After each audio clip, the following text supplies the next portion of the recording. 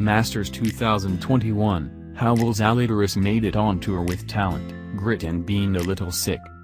My mom ran track at Oregon, middle distance, the 400 and 800. They're brutal races. You're sprinting as long as humanly possible. Golf can be similar. She always said to me, don't force anything early.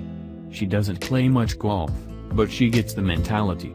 Playing Monday qualifiers and trying to shoot 65 every time is like running to 400, you've got to be a little sick to do either. I spent 17 months doing that. There were dark times. It took the 4-month layoff for me to remember who I am as a golfer and how to have fun again. I grew up at Bentry Country Club in Texas. When I was 9, my parents would drop me off, and there was a group of kids who played together every day. It was our hangout. Pretty quickly, I quit all other sports. I knew I wanted to be a pro.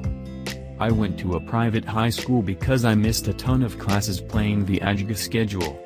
I would have been in truancy court if I had gone to public high school. I'd always wanted to go to Stanford, but I got offered the Arnold Palmer Scholarship at Wake Forest, and that made my decision easy.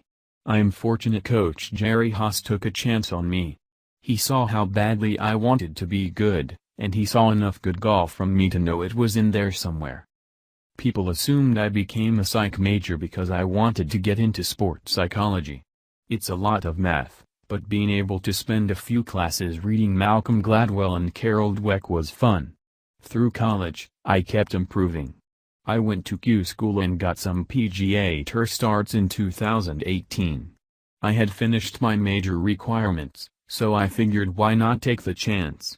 I left school after my senior fall. I made an 1 cut in my 6 starts. In college I could have a bad week and still crank out a top 15. When I got out on tour, I felt like I had to always play perfect. That's where the problems started. I wanted to be good so badly that I put too much pressure on myself. I kept pushing and working, but I wasn't getting better. I didn't have status anywhere, so other than those 6 events I was playing Monday qualifiers. It was a rough time.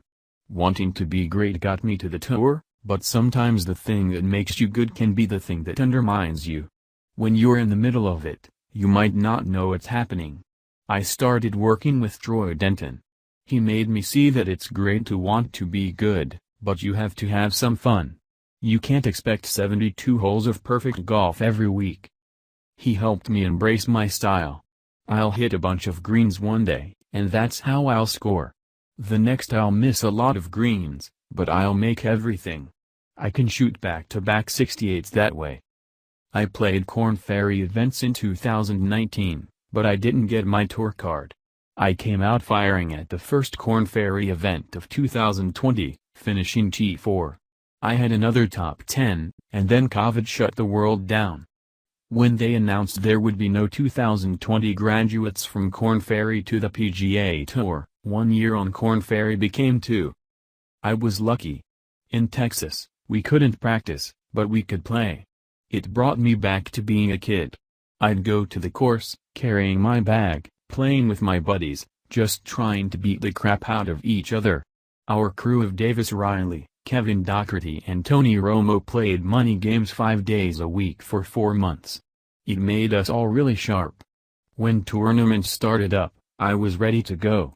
I realized I don't need to be on the range for hours, I need to play. The shutdown simplified things. From June to September, I had 8 top 10s on the Korn Ferry, including my first win.